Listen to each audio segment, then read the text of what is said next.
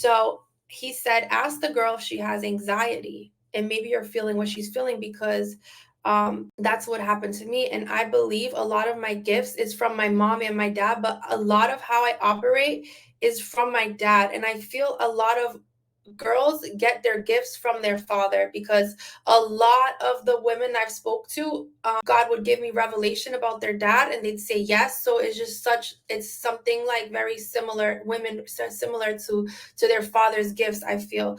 So I did ask the girl if she had anxiety. She was, yeah, really bad. And I was like, oh, okay.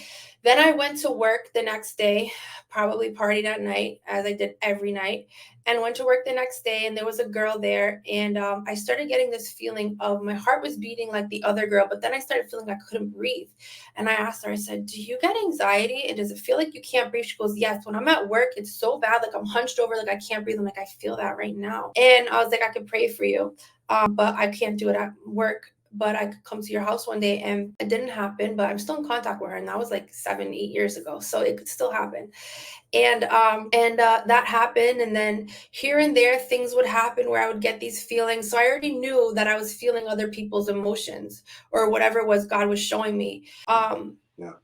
A lot of times people will identify themselves because, I do training on the prophetic, and people will come, to class, and they'll, when we're just getting started, and they'll identify themselves as, oh, I'm a seer, or I'm a feeler, or, I'm an empath is one I hear a lot, which is, I feel other people's stuff.